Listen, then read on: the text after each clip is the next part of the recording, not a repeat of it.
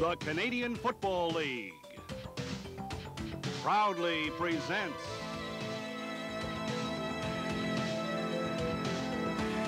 the Spirit of '88. A concise review of a year of exceptional performances by exceptional athletes from all 8 CFL teams. In the Eastern Division, the Ottawa Roughriders struggled. As a result, head coach Fred Glick was replaced by offensive line coach Bob Weber. But the story in Ottawa was the play of first-year sensation Orville Lee. The running back from Simon Fraser University led the CFL in rushing with 1,075 yards on 232 carries. The league's first pick overall didn't disappoint. His outstanding abilities earned him recognition as the league's top rookie. Apart from being the CFL's premier rusher, Lee's 914 yards on kickoff returns were also a league high. Wide receiver Gerald Alphen led all receivers until injury ended his season. During that time, Alphen hauled in 64 passes, averaging over 20 yards per catch. Newcomer Remy Watson showed signs of brilliance with his 476 yards in receiving. On defense, the highlight was the aggressiveness of Notre Dame grad Troy Wilson. The sophomore cornerback shared the title of the CFL's top ball hawk with 10 interceptions, including 3 in one game. And linebacker Kenny Braden impressed Ottawa fans with his 71 individual tackles. Al Bruno guided his Hamilton Tiger Cats to a third-place finish. Shenley Award winner Grover Covington was a standout on defense. Covington preyed upon opposition quarterbacks, sacking the pivots 25 times, tops in the league. In the process, Grover established a CFL record with 132 career sacks, surpassing BC's James Quick Parker. The Tiger Cats offense was spirited by signal caller Mike Kerrigan. Kerrigan completed 188 passes in an injury-shortened season. His favorite target was the Eastern Division's most outstanding player in 1988. Earl the Pearl Winfield caught 8 touchdown passes on 60 receptions. The shifty sprinter became the first player in CFL history to score punt return, kick return, and pass receiving TDs in the same game, Labor Day against Toronto. On specialty teams, the Pearl scored on a 100-yard kickoff return and tied a CFL record by returning 4 punts to the end zone.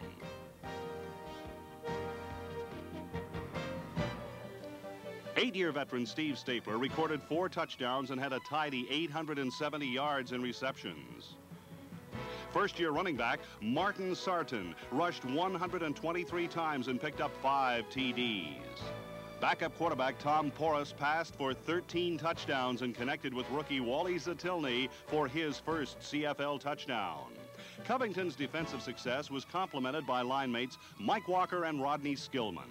Walker earned Eastern Division All-Star honors, and Skillman's 4th CFL season was exceptional. His 17 sacks rated as the league's 2nd highest total. Veteran linebacker Frank Robinson continued his consistent play, 74 tackles and 3 interceptions. Hamilton's defensive backfield had the #1 ranking in interceptions with 40. Cornerback Lance Shields contributed with 9 pickoffs and returned this one for 6 points. Howard Fields was selected a CFL All-Star at his position for a 2nd time. And Penn State All-Star Pete Giftopoulos returned home to strengthen the linebacking core. The Blue Bombers' 500 record was good enough for 2nd place. Safety Benny Thompson became a first-time All-Star. Well-executed blitzes resulted in 7 sacks, and his 82 tackles were tops on team defense. Captain James Wild West anchored the middle and collected his 3rd All-Star award. Number 53, Aaron Brown, returned to the Bombers in convincing fashion. Former NFL first-round draft pick Rod Hill stabilized the corner with 7 interceptions. Punter Bob Cameron set a CFL record for most yardage. And CFL Coach of the Year Mike Riley and his Bomber offense rejoiced with the arrival of USC product Sean Salisbury. Salisbury promptly teamed up with star receiver James Murphy. And on October the 16th, Salisbury passed for 426 yards. Murphy gained 229 of them, a Bomber record. Murphy's 1,409 yards earned him second spot in league totals. First-year running back Tim Jesse carried the ball 93 times. Late edition Buster Rhymes averaged over 18 yards per catch. And the surprise of the season was the development at linebacker and specialty teams of Guelph grad Dan Wicklum.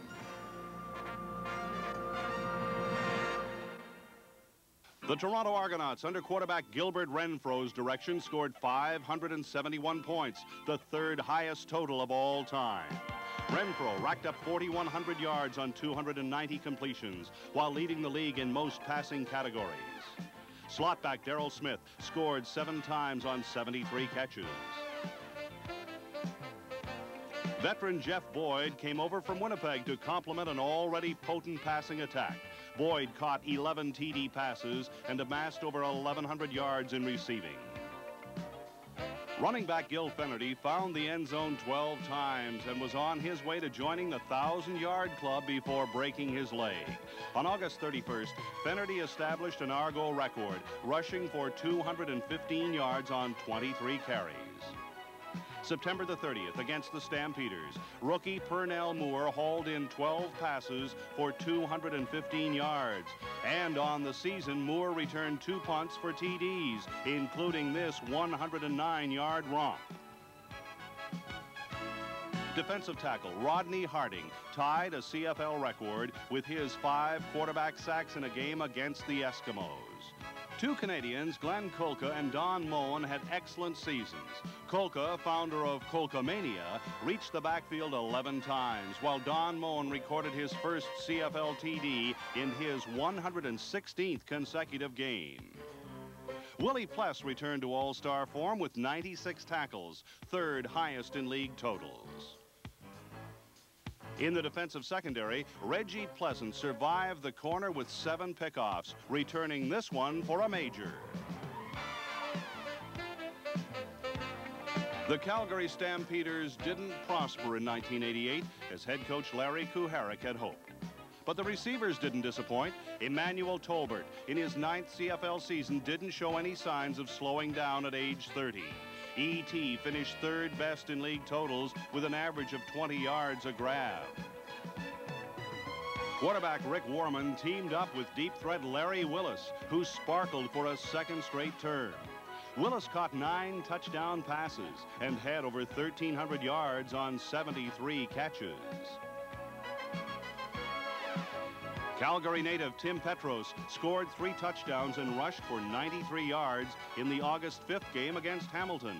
Petros had the CFL's longest run from scrimmage in 1988, a 74-yard dash against Toronto.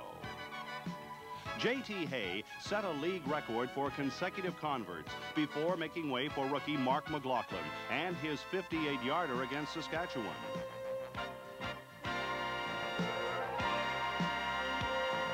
Defensively, cornerback Chris Major was the highlight. His 10 interceptions tied him with Ottawa's Troy Wilson for the league title. He returned this one 30 yards for a touchdown against his western rivals, Edmonton Eskimos. The Stamps acquired Doug Tank Landry from the Argos. He'll help in the quest for top spot next year. Scott Flagel went east. Linebacker Kenny Ford came west to lead the team in tackles.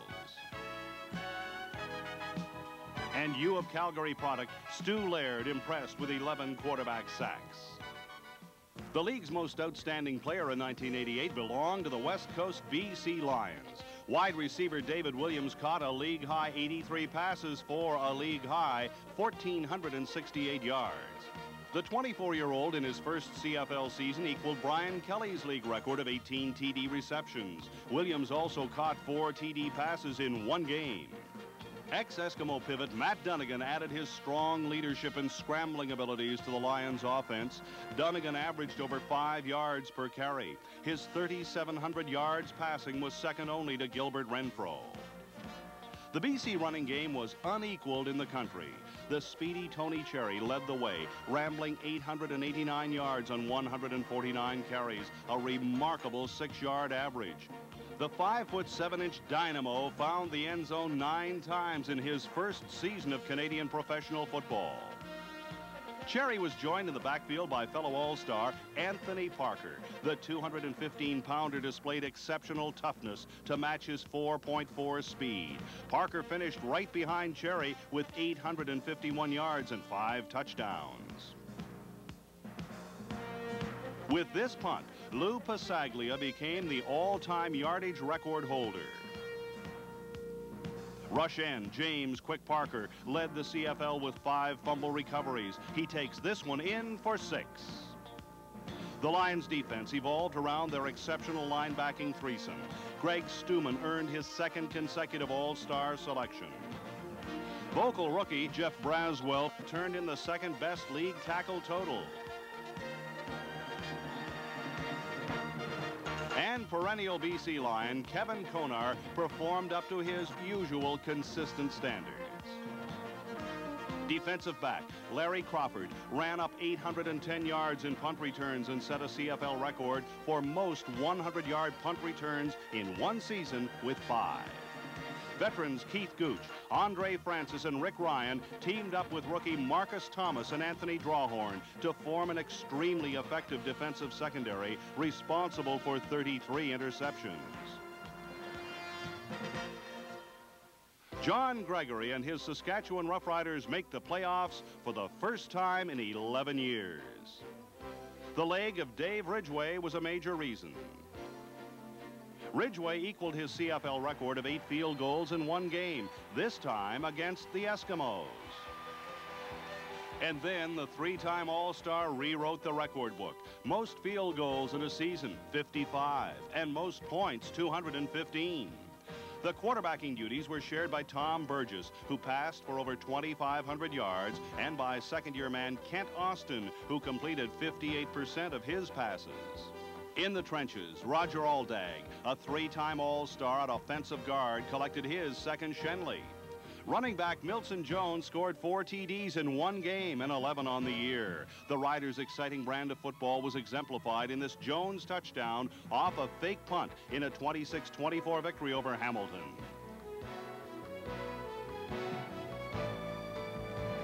The inside receiving game was tops in the league. Ray Elgard caught 69 passes for 1,290 yards. Against the Lions, Elgard scored 3 TDs in a 36-32 victory. Top Canadian honors were his reward. Montreal-born Jeff Fairholm was picked top rookie in the West. Fairholm scored 10 touchdowns and marked up 833 yards. Several of his 45 receptions were of the spectacular variety.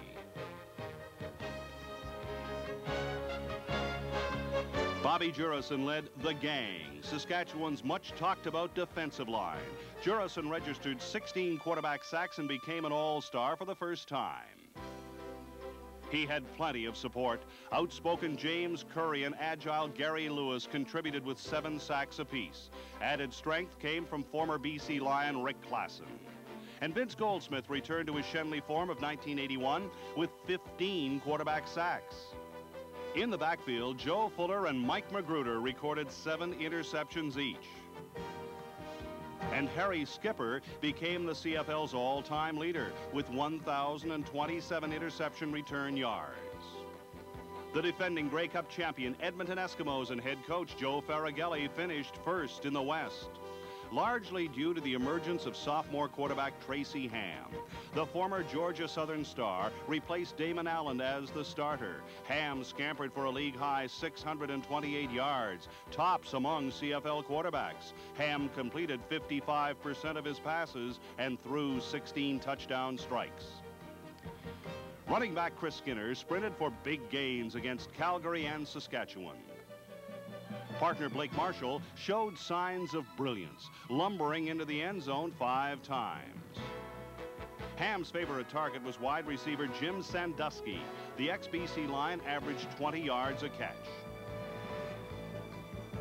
Canadian Tom Richards caught 57 passes from his slot back position. Alberta product also helped return punts. The electrifying Henry the Gizmo Williams blossomed into a clutch receiver. 85 yards and a touchdown against Toronto. In 1988, Gizmo caught 25 passes for 5 touchdowns. He didn't lose his pizzazz as a punt return specialist either. Williams led the CFL in yardage with 964, which included 2 returns for TDs.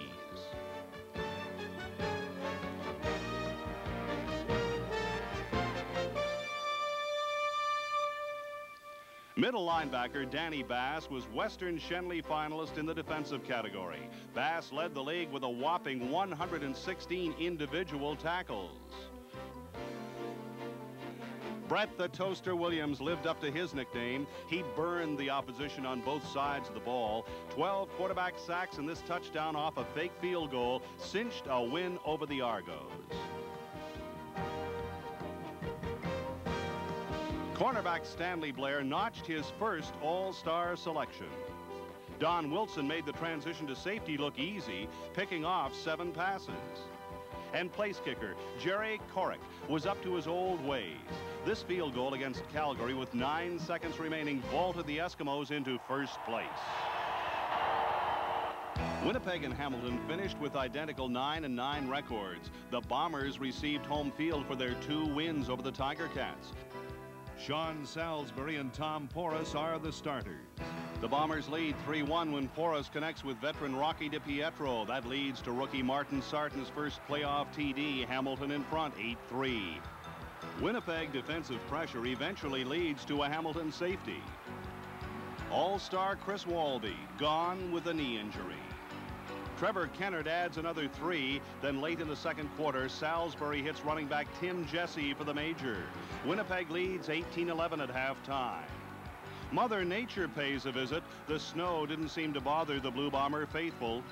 And it certainly didn't bother Hamilton's Earl Winfield. After Paul Osbaldiston's 2 third-quarter field goals, Winfield, the CFL's premier return specialist, runs back this Bob Cameron punt 91 yards to the Bombers' 16. But the Cats can't find the end zone, and Coach Al Bruno has to settle for 3. Then Tim Jesse registers his second TD. Fourth quarter action. Tony Johns hauls in this 5-yard pass from Salisbury. Bombers up by 2 TDs. That brings on former Ottawa quarterback Todd Dillon. He pulls Hamilton to within a touchdown, but Mike Riley and his Blue Bombers advance. Final score, 35-28. Western semifinal. A chilly day at Regina's Taylor Field, where BC's Matt Dunnigan starts at quarterback. On the Lions' opening drive, Dunnigan scrambles out of the pocket and finds Eric Streeter for 11 yards and the game's first points. But the Roughriders march right back to tie it. Milson Jones on a 2-yard run ignites the sellout crowd. Defenses sparkle in the first half. Mike Magruder picks off Dunnigan. And then Rider quarterback Tom Burgess fumbles into the massive arms of James Quick Parker. Saskatchewan leads 10-7 when Tony Cherry scores to put the Leos up by 4. Kicker Lou Pasaglia adds 4 more points before Burgess teams up with James Ellingson to bring the Riders within 1. Second half action. Running back Tony Cherry breaks the game open with this 44-yard burst that leads to his second TD. In the fourth, defensive end Walter Ballard scoops up Tim McRae's fumble and dashes 35 yards to the end zone, thus diminishing John Gregory's Grey Cup dream. Cherry, the game's MVP, scrambles for his 3rd TD and 184 yards on the day. Lions win 42-18. Edmonton, beware! The Eastern Final featured a rematch of last season's contest. Toronto's Gilbert Renfro entered the game as the league's top passer. But rainy weather conditions gave both offenses trouble. Winnipeg's James Jefferson picks off Renfro's first quarter pass. And then the CFL's best defensive unit, led by Rodney Harding, sacks Sean Salisbury. With Winnipeg leading by 4 late in the quarter, Salisbury sees James Murphy open. The pickup is 46 yards and sets up the game's first TD. Tony Johns goes over from the 1, and the Bomber lead is increased to 11 points. Lance Chomek's field goal puts the Argos on the board, but early in the third, punter Hank Elisic has a kick blocked by former Dallas Cowboy Rod Hill. Catches by Dwight Edwards and Jeff Boyd set up Toronto's first TD. Lorenzo Graham from the 1. The Bomber lead is reduced to a converted touchdown, but Trevor Kennard counters with 3 field goals. One set up by this Michael Gray hit and Willie Fear's fumble recovery. Coach Riley's team wins 27-11. We are going to the Grey Cup. Bob Obilovich will have to wait till next year in the Sky Dome. The BC Lions had never won a playoff game at Edmonton's Commonwealth Stadium. Dunnigan returns to his old haunt to challenge former coach Joe Faragelli. The Eskimos are up by 3 when Dunnigan hitches up with Tony Cherry for the 73-yard pass and run touchdown. Cherry's 4th TD of the playoffs. Tracy Ham drives the Eskimos to BC's 4-yard line, where Brett Williams, disguised as a short yardage end, hauls in Ham's TD pass. Edmonton leads 11-10 in the second when the Lions' elusive quarterback sprints into the end zone to give BC a lead they never relinquish. The second half begins with Kevin Konar and Greg Stuman forcing Ham to fumble. James Parker is there. Fourth quarter, Larry Donovan's Lions up by 1. League MVP David Williams catches his first playoff TD. Edmonton tries to catch BC off guard. A seldom used quick kick by slot back Marco Sinkar. Keith Gooch of the Lions was ready.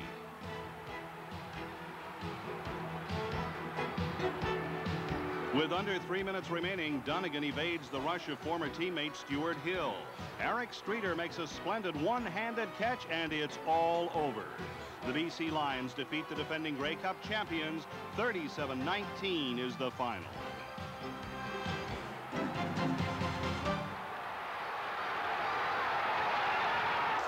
The British Columbia Lions and the Winnipeg Blue Bombers meet in the 76th edition of the Grey Cup. Ottawa, the nation's capital, plays host to a truly national event. The week prior to the championship game is filled with celebration and spirit. The jam-packed social calendar unites fans from west to east. A week like no other in Canadian sport. Miss Ottawa Roughrider. Karen Harrison from Ottawa is chosen Miss Grey Cup.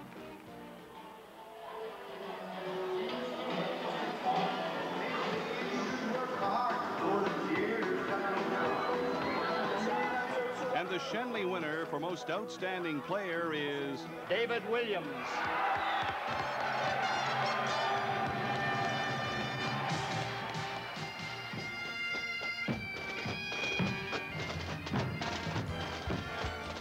Sunday, November the 27th, game day at Ottawa's Lansdowne Park.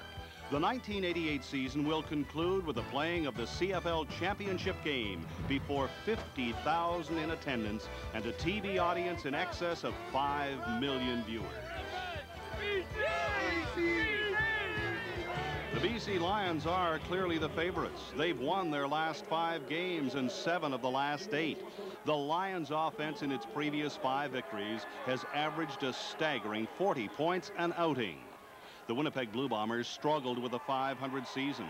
The last time they played BC, the Lions came out victors by 21 points.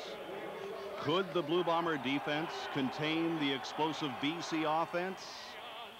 6-1, God keep our land glorious and free. Oh, Canada, we stand on God for thee.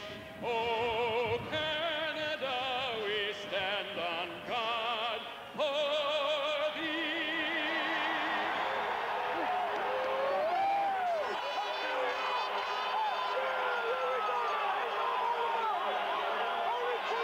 Referee Jake Ireland signals that Winnipeg will accept Lou Pasaglia's kickoff. The 76th Grey Cup is underway. Winnipeg's James Jefferson gives the Bombers solid field position. The return is 33 yards. Sean Salisbury starts for the Bombers, his first Grey Cup. Larry Donovan and Mike Riley are here for the first time as head coaches. Opening play. Salisbury to his clutch receiver. Former league MVP James Murphy gets the first down. It would be a familiar combination. The temperature is a balmy 14 degrees centigrade, but the gusting 40-kilometer winds could be a factor. Kevin Konar stops Tony Johns. Then an incomplete pass sends 9-year veteran Bob Cameron into punt. Cameron's kick is affected by the strong wind. It travels only 34 yards. Winnipeg's coverage on Jan Carinci limits the gain. Matt Dunnigan starts his third consecutive Grey Cup. He's won once and lost once, but he's never been a Grey Cup hero. There till the end. His wish this day is to lead the Lions all the way. BC's first series is brief. Cherry is stopped, and then on second down, Dunnigan is dropped to the turf. Passaglia, the CFL's second all-time leading scorer, sails a wind-aided 57-yarder to Paul Shorten. His return sets Winnipeg up on their 33. Riley ignores the traditional first down running play. Instead, Salisbury displays his scrambling ability. Again, it's the Salisbury to Murphy connection. Murphy in tight coverage makes a tremendous catch to collect 40 yards. The BC Lions defense regains its composure. Windy conditions mean a field goal is out. From BC's 35-yard line, Cameron connects with a 42-yarder to the end zone. Winnipeg is first on the scoreboard. Dunnigan then gets his team moving from BC's 35. A quick fake to Williams on the far side. Dunnigan scrambles and finds a diving Jan Carinci. Carinci, making his third Grey Cup appearance, gains 7. Anthony Parker up the middle. Benny Thompson stops him, but not before Parker gains 14 yards. On first down, Cherry loses 2. Then Dunnigan shows why he's rated as one of the greatest rushing quarterbacks in CFL history. The gain is 19. From Winnipeg's 37, Dunnigan spots Canadian slotback Scott Leckie for 9. A Bomber roughing penalty leads to a BC first down on Winnipeg's 14. Dunnigan immediately hands off to the Lions' leading rusher. Tony Cherry carrying around the left side. Touchdown, Lions. 5'7" Tony Cherry scores the game's first touchdown. Dunnigan again uses Williams as a decoy. The fake hitch pass and a timely block by Parker enables Cherry to break outside for a 14-yard touchdown run. It's Cherry's 5th touchdown in postseason play. On the kickoff, number 32 Buster Rhymes is contained by Scott Leckie.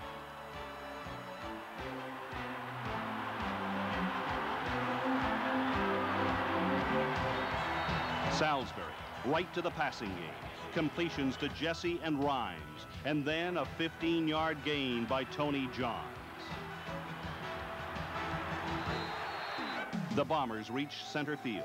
On first down, rookie defensive back Anthony Drawhorn inches away from taking the ball to the end zone. The pressure of the game continues to show. The Lions fail to move the ball on their next series.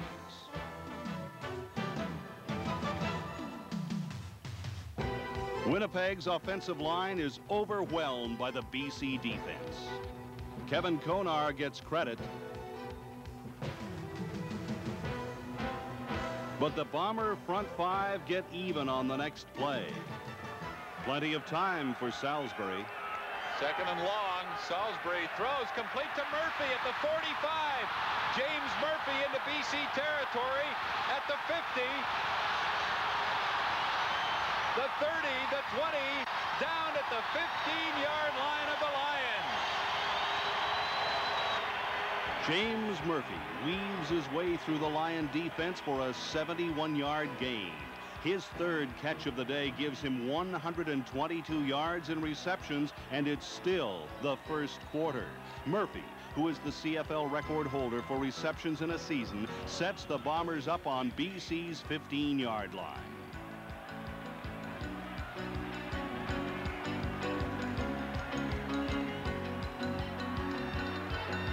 Two incompletions leaves Salisbury confused over BC's changing defenses. Bob Cameron holds for Trevor Kenner. The Blue Bombers' all-time leading scorer connects from 22 yards out. Winnipeg trails by 3.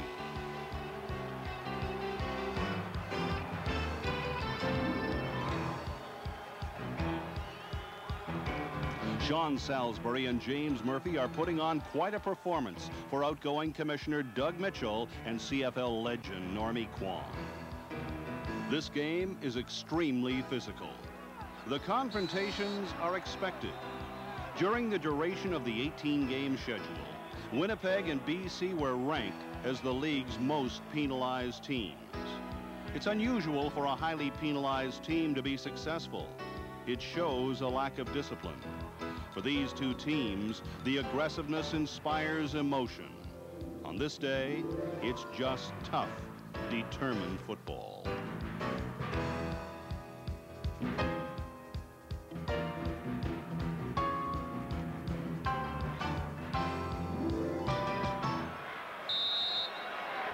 Early in the second quarter, Salisbury mounts a drive.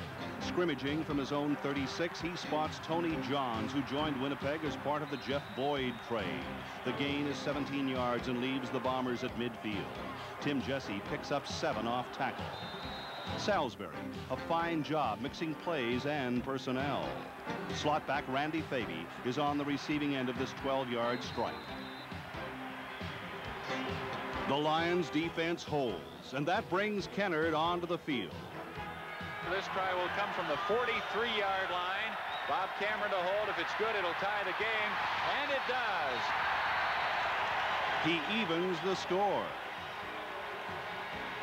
The fans in Ottawa seem to be in for a repeat of last year's thrilling final.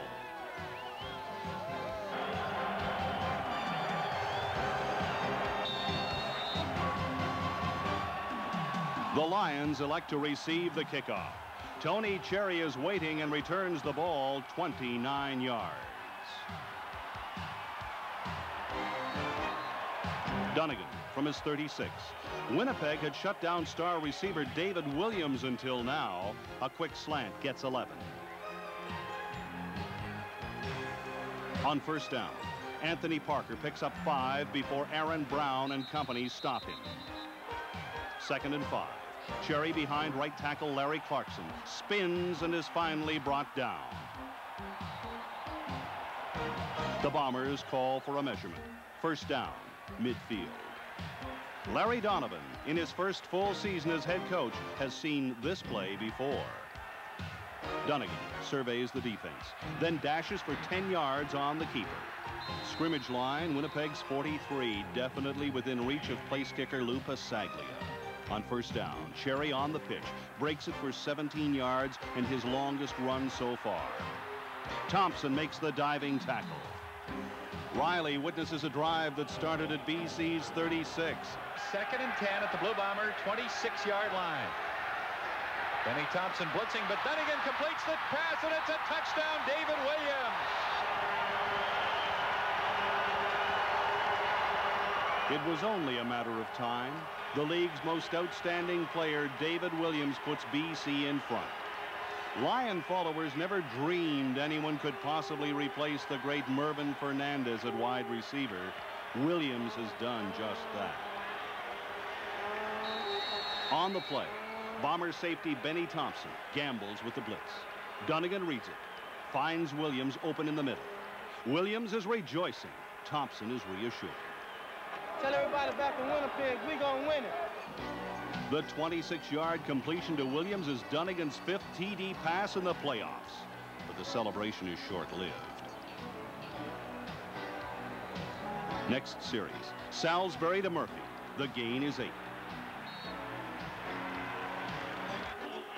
The Lions are penalized for rough play. Suddenly the Bombers find themselves with a first down on BC's 35. Salisbury strikes quickly. Great catch over the middle. Who else? but James Murphy. With Kennard's point after, the game is tied at 14. Two different men with two distinctly different backgrounds have united to become one powerful force for the Bombers. Salisbury and Murphy, two men sharing a dream. Salisbury finds Murphy on a down and in pattern. Murphy somehow eludes the double coverage.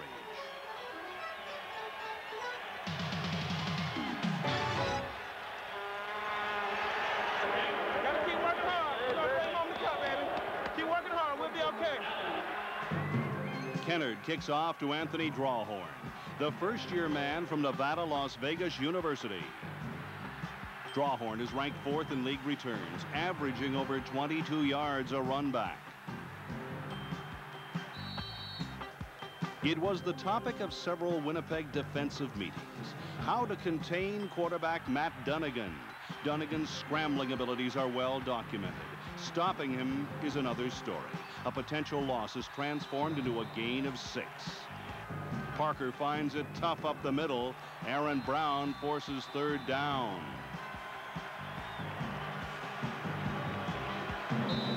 Pasaglia comes in, a punt into the wind. But Brown doesn't have time to rest. On the ensuing punt, Rod Hill is caught on the offside. The 3rd and 2 now becomes 1st and 10. Then Thompson gets a little eager. Too early a jump on the blitz. The penalties move the Lions into Bomber territory. Riley tries to cool down his troops for BC's 1st and 5. Cherry picks up 3. And then Parker is stopped short. The gain is 1.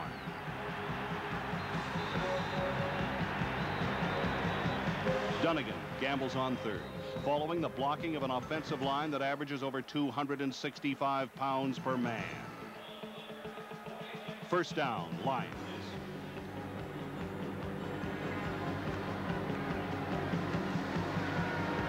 From the Bombers' 46, Dunnigan swings a pass out to Cherry. He blasts through for a gain of 11.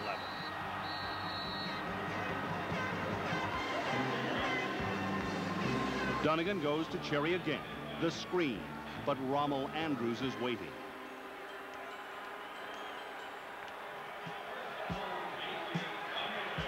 The 2nd down play is incomplete. Dunnigan retires to the sidelines. To make way for Pasaglia's first field goal attempt of the game. During the '85 Grey Cup, Pasaglia was good on 5 of 6 attempts. This one from 41 yards is wide. Jefferson, in a surprise move, lets the clock run down before conceding the single. Winnipeg's offense is unsuccessful at moving the ball. So, with 1 minute remaining in the half, it's the Lions' turn. From their 12, Dunnigan, screen pass to Cherry. The gain is 12. Then Dunnigan catches Winnipeg in a single-man coverage against Williams. The foot race takes Williams to the Winnipeg 45 before Darrell Sampson cuts him down. A gain of 41.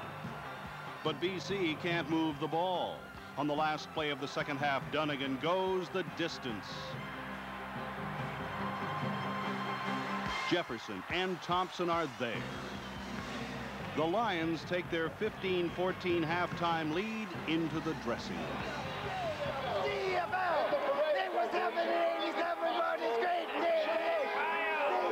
CFL! Yeah! CFL!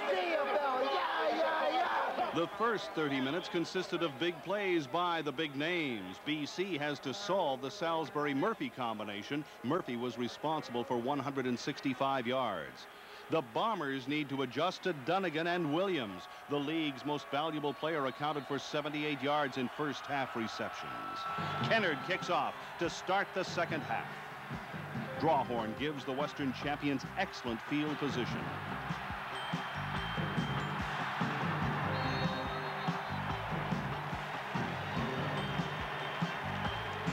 The Lion offense rushed the ball 19 times in the first half.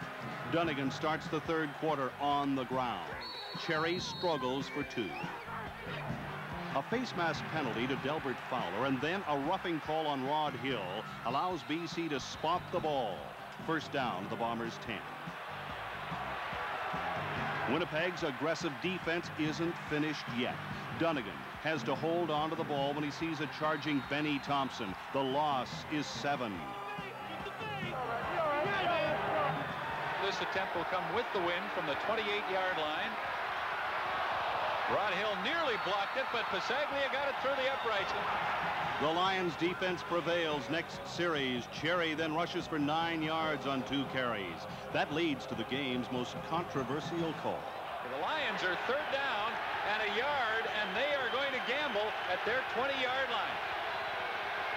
Dunnigan keeps off the right side, and I don't know. A first down on the sneak is usually automatic. Instead, Dunnigan's greeted by ex-Lion Michael Gray and a sea of blue jerseys. Should they have gambled or opted instead for the punt with the win? The game's first turnover. Winnipeg takes over on BC's 20. The Blue Bombers face a stubborn Lion defense. Jesse picks up 6. Then Brian Bellway deflects this pass intended for Murphy.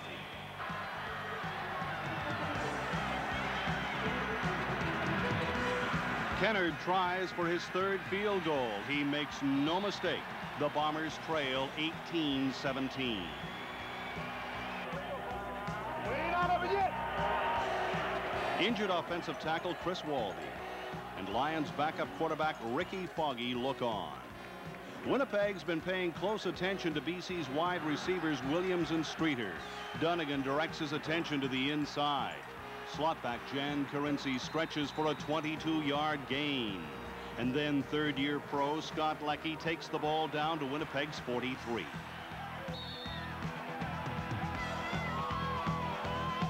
All-star safety Benny Thompson shows tremendous pursuit. Cherry stopped short of the first down. The Lions go for 3. And Pasaglia will attempt a 43-yard field goal. Has the wind, it's blocked. The Blue Bombers block a Pasaglia field goal try. An emotional Willie Fears blocks Pasaglia's attempt. That could prove to be the key play of the game. This 16-yard gain by Ken Winey is all the offense Winnipeg can muster. The Bomber offense that moved the ball so effectively in the first half will record only 2 first downs in the final 30 minutes. Punter Bob Cameron unleashes a 42-yarder into the wind. Carinci hangs on, but BC is stranded deep in their own end.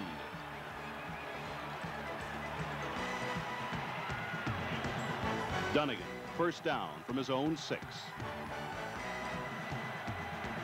Looks long. The pass is intended for Williams. But Rod Hill comes down with it. Hill returns the game's first interception, 19 yards to the BC 26.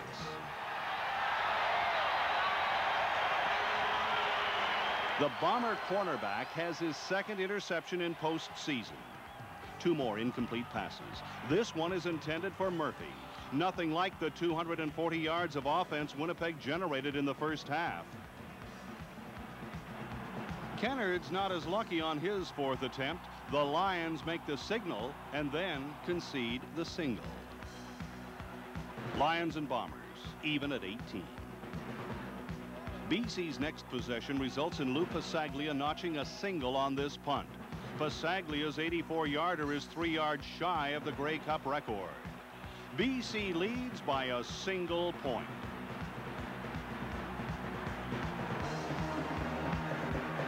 The Eastern champs start at their 35. The draw to Johns. He weaves for a pickup of 15. Rookie Jeff Braswell puts the grab on any Sean Salisbury scoring plans.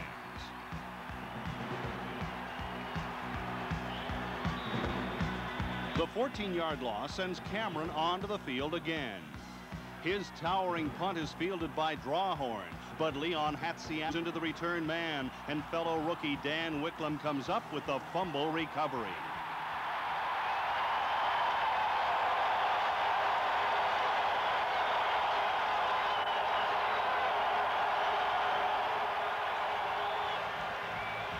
Dunnigan will have to wait his turn. Yeah, when it's a slack technique, playing up under the tire. Okay, the biggest thing is the fix. Go ahead, play your tire. Okay. From BC's 36, an incompletion and a loss. Johns is hauled down by Konar. The win keeps Kennard on the bench. Cameron, who has averaged over 47 yards a kick, lets go another marvelous punt. The game is tied at 19. The fourth quarter begins with the full house witnessing a masterful defensive performance.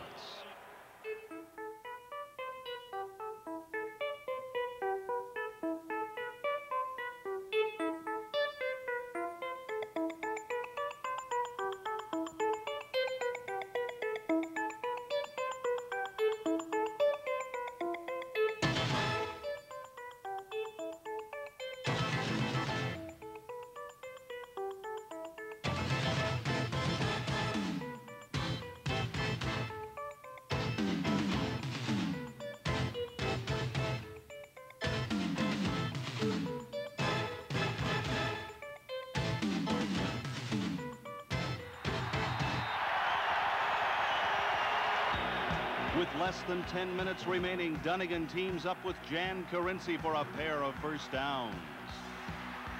Carinci gains 18, and then his second reception moves the yardsticks to BC's 45. Yet another drive ends. Willie Fears with help from Aaron Brown. Toronto mentor Bob Obilovich and Hamilton coach Al Bruno have observed superior second-half coverage on James Murphy. That stifles another Bomber drive. BC tries again, but they're forced to punt. Basaglia's kick hangs up in the air. The wind has played havoc with field position all game. An alert Michael Allen pounces on the ball, and the Lions are called. No yards. BC number 21. First down. Great defense by linebacker Jeff Braswell means that Trevor Kennard will try to make his fourth field goal of the game.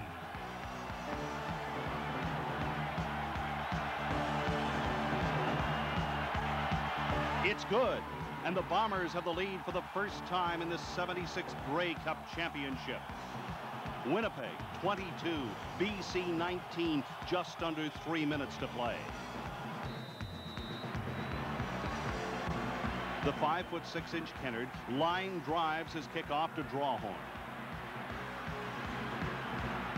The Lions will scrimmage 1st and 10 from their 35-yard line. David Williams wide left, Streeter to the right with Scott Leckie. Dunnigan gives to Tony Cherry. He gets away from Aaron Brown. Tony Cherry still going. What a spectacular run. Tony Cherry to Winnipeg's 23-yard line. The 52-yard dash is a Lions Grey Cup club record. 1st and 10. Dunnigan again to Cherry. He adds to his 100 yards plus rushing total. A Bomber offside leaves BC with less than a yard to go on 2nd down. The Lions well within field goal range. Again, Cherry gets the call. He takes the pitch and fights for the first down. Come on, oh, let's go, baby! Go! Lions at the Bomber 10. Cherry off tackle. The gain is 3. That leads to the game's biggest moment. 2nd down and goal. Lions are at the Winnipeg 7. Dunnigan, lots of time, pass deflected and intercepted. Michael Gray.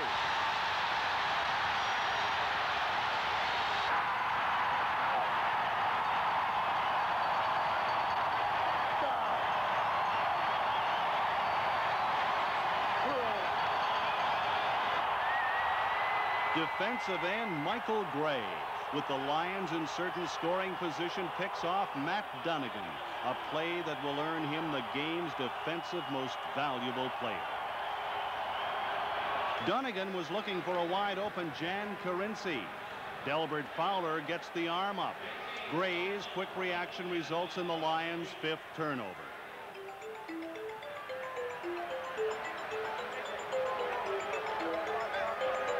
But there's still over a minute remaining.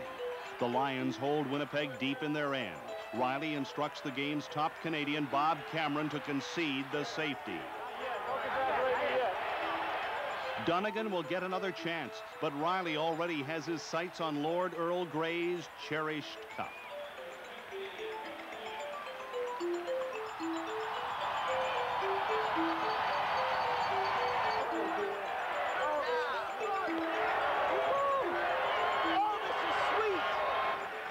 A BC rough play penalty on the kickoff forces the Lions to start from their own 30.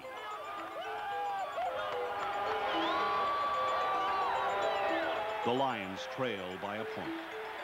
Dunnigan's first 2 passes go incomplete, and then his 3rd attempt ends in despair.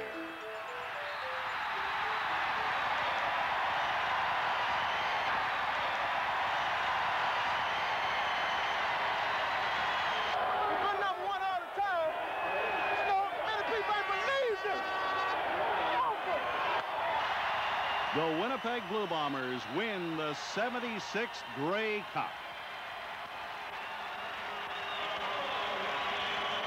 For Sean Salisbury, his first Canadian championship. For Matt Dunnigan, a bitter ending to an otherwise outstanding performance. And for Canadian football fans, another Grey Cup classic.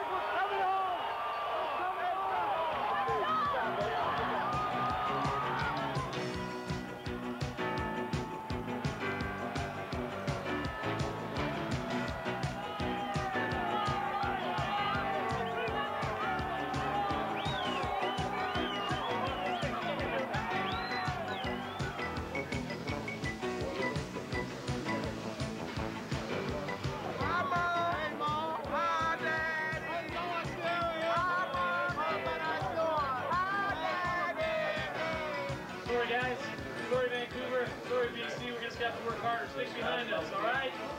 Stick behind us because the CFL and BC Lions are going a long, long way. A long way. Here it is, ladies and gentlemen. This is the Grey Cup right here. It's a Grey Cup. Let him have a look at this here. It's the Grey Cup. We had a chance to win. And in the last, when we returned it to the 50-yard line, I still thought we had a chance to win. Then we